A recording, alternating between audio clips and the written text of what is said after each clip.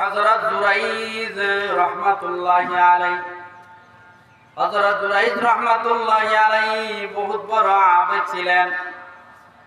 ইবাদত করার জন্য জঙ্গলে চলে গেলেন।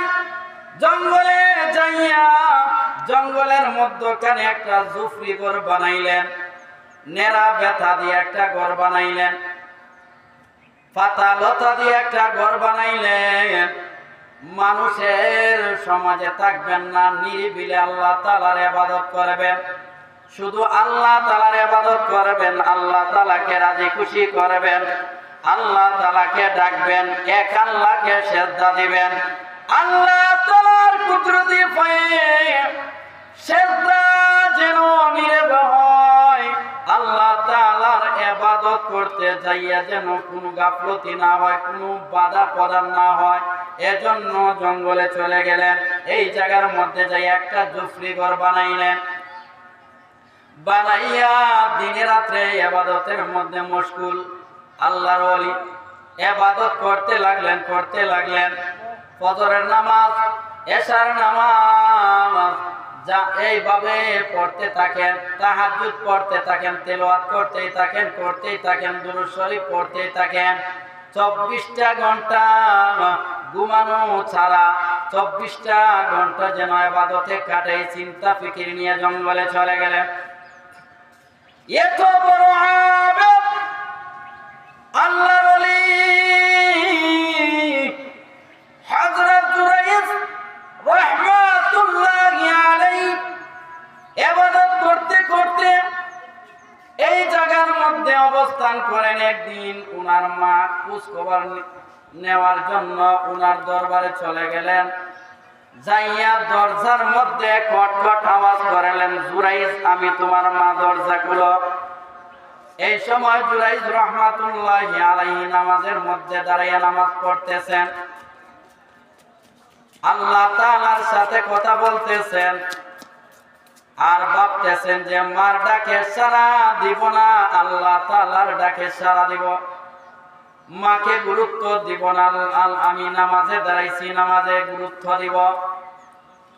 এই কথা চিন্তা ফিকির করে উনি ওনার মার ডাকে দরজাটা খুললেন না, সাড়া দিলেন না। মা চলে গেলেন। আরেকদিন আসলেন, এভাবে আসিয়া ডাক দিলেন, জুরাইজ আমি তোমার মা, দরজা খুলো। দ্বিতীয় দিনও উনি নামাজের মধ্যে মার ডাকে সাড়া দিবেন না, আল্লাহর ডাকে সাড়া দিবেন। এই চিন্তায় দরজা খুললেন না। তৃতীয় দিন একই অবস্থা, আবার নামাজের মধ্যে মা আসিয়া ডাক দিছে, জুরাইজ বাবা দরজা খুলো। তৃতীয় দিন একই অবস্থা। জুরাইজ রাহমাতুল্লাহি আলাইহির মা মনের মধ্যে ব্যথা পাইলেন, আঘাত পাইলেন, কষ্ট পাইলেন। বললেন, আমি ডাকলাম আমার সন্তান আমার ডাকে সাড়া দিল না। আল্লাহ আমার সন্তান যেন বেশ্যা মহিলার মুখ না দেখিয়ে আমার সন্তানকে মত দিও না, নাউজুবিল্লাহ। এই বদ্ধটা দিয়ে দিলেন। কিছুদিন পরে দেখা যায় একজন মহিলা, বিবাহ শাদী হয় নাই। সে মনে মনে ভাবলো আমি জুরাইজের সাথে খারাপ আচরণ করতে চাই। তার মনের মধ্যে তামান্না আসলো, সে জুরাইজ রাহমাতুল্লাহি আলাইহি আল্লাহর ওলির কাছে চলে গেলেন, বিভিন্ন কুপ্রস্তাব দিলেন। জুরাইজ রাহমাতুল্লাহি আলাইহি আল্লাহর ওলি, আল্লাহ তাআলা ওনাকে হেফাজত করলেন। উনি কুপ্রস্তাবে রাজি হইলেন না। তারপরে ওই মহিলাটা একজন দাসের কাছে চলে গেল। যাইয়া সে আকামে লিপ্ত হয়ে তার গর্ভের মধ্যে সন্তান চলে যায়। তা সে সন্তানের মা হইবে এমন অবস্থা হয়েছে। সন্তানটা যে সময় দুনিয়ার মধ্যে ভূমিষ্ঠ হয়েছে, সে মানুষের কাছে যাইয়া বলে এটা জুরাইজের সন্তান। জুরাইজ রাহমাতুল্লাহি আলাইহি এমন ব্যক্তি, এমন আল্লাহর ওলি, এই যুগে এত বড় আল্লাহর ওলি ছিলেন। সমাজের মানুষ এদের অন্তরে ছিল যে আমার গাছের কলাটা যদি ফাঁসে তাহলে জুরাইজ রহমাতুল্লাহি আলাইহিকে আগে খাওয়াইব। মানুষের অন্তরে ধারণা ছিল আমার গাভী যদি দুধ দেয় তাহলে জুরাইজ রহমাতুল্লাহি আলাইহিকে আগে খাওয়াইব, বরকত হইবে। আমার গাছে যদি আম পাকে তাহলে হযরত জুরাইজ রহমাতুল্লাহি আলাইহির দরবারে আগে নিয়ে যাইব। যদি কাঁঠাল পাকে জুরাইজ রহমাতুল্লাহি আলাইহির দরবারে নিয়ে যাইব। জাম পাকলে জুরাইজ রহমাতুল্লাহি আলাইহির দরবারে নিয়ে যাইব। এই এমন ধারণা ছিল এই সমাজের মানুষের অন্তরে যে জুরাইজ যে দোয়া করেন কবুল হয়ে যায়। জুরাইজ রহমাতুল্লাহি আলাইহিকে খাওয়াইলে বারাকা হবে, আল্লাহ তাআলা বরকত দান করবেন। উনি হইলেন নিঃসন্দেহে আল্লাহর ওলি। এমন ধারণা ছিল যেই মাত্র ওই ব্যক্তি বলল জুরাইজ হইল সন্তানের বাবা। এর সমাজের মানুষ, আপনারা যাকে আল্লাহর ওলি ধারণা করেছেন উনি আল্লাহর ওলি না, উনি আমার সাথে খারাপ আচরণ করেছেন, উনি আমার সাথে অবৈধ সম্পর্ক করেছেন, যার ফল হইল এই বাচ্চা। এইভাবে অপবাদ দেওয়ার পরে এলাকার সমাজের সমস্ত মানুষ দিল ইটা দেওয়া শুরু করলো, বেইজ্জত করা শুরু করলো। জুরাইজ রহমাতুল্লাহি আলাইহিকে কথাবার্তা বলা শুরু করলো, এমন কি তারা রাগান্বিত হয়ে আঘাত করাও শুরু করলো। এলাকার মানুষেরা সবাই মিলিয়া জুরাইজ রহমাতুল্লাহি আলাইহির যে কুড়ে করছিল, চুক্তি করছিল, এই ঘরটা পর্যন্ত ভেঙে ফেলল। ঘরটা ভাঙ্গিয়া তারা আগুন দিয়া জ্বালাইয়া দিল।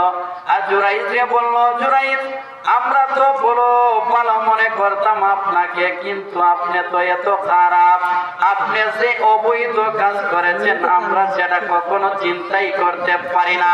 চলো এখান থেকে চলে যাও, আমাদের সমাজ থেকে চলে যাও, আমরা আপনাকে আর এই দুই চোখকে দেখতে চাই না। জুরাইজ রহমাতুল্লাহি আলাইহি এই ঘটনা শোনার পরে যাইয়া ওযু করলেন ভালো করে। ওযু করিয়া জুরাইজ রহমাতুল্লাহি আলাইহি 2 রাকাত নামাজ আদায় করলেন। আল্লাহ তাআলার কাছে সাহায্য চাইলেন। প্রভু হে, আসমানের মালিক, জমিনের মালিক আল্লাহ, ইজ্জতের মালিক, বেইজ্জত থেকে হেফাজত করে নেওয়ালা রব্বে কারীম, আপনি তো আলিমুল গায়ব, আপনি তো আলিমুম বিযাতিস সুদূর।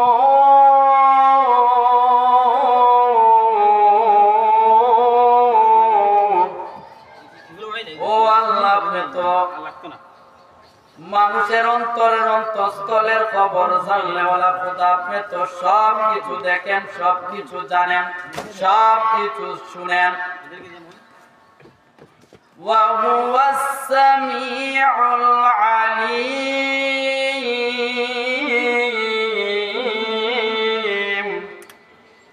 আল্লাহ তাআলা তো সব কিছু শুনলেওয়ালা, জানলেওয়ালা, দেখনেওয়ালা। ওয়াল্লাহ,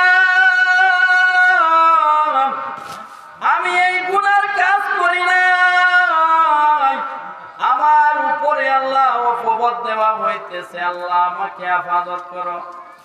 নামাজ শেষ করে আল্লাহ তাআলার কাছে প্রার্থনা করে চলে গেল। বললেন সমাজের মানুষদেরকে যে সন্তানটার সম্পর্কে অপবাদ দেওয়া হয়েছে, বলল আমার সন্তান, আমি জুরাইজের সন্তান, এই সন্তানটাকে আমার সামনে আনো। এই সন্তানটাকে যেই মাত্র জুরাইজ রহমাতুল্লাহি আলাইহির সামনে আনা হয়েছে, জুরাইজ রহমাতুল্লাহি আলাইহি সন্তানকে বললেন, তুমি কে, তোমার বাবার নাম কি, তোমার পরিচয় দাও। আল্লাহ তাআলার হুকুমে সন্তান বলল, আমার বাবা হইল অমুক রাহা।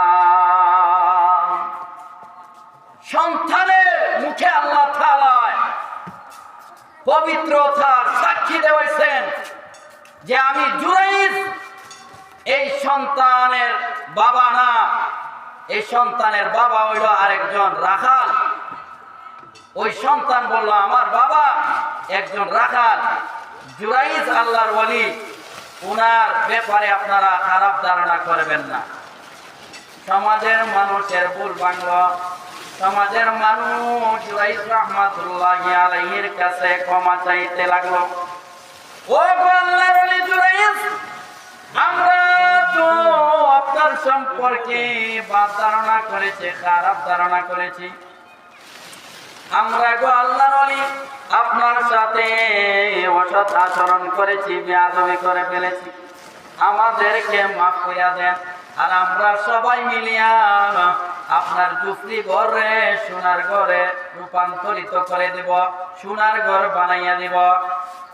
হযরত জুরাইজ রাহমাতুল্লাহি আলাইহি বলেন, ও সমাজের মানুষেরা রে, সেটা আপনাদের কোনো দোষ না, আপনারা আমার উপরে মিথ্যা অপবাদ দেন নাই, এটা আল্লাহর পক্ষ থেকে আমার একটা পরীক্ষা।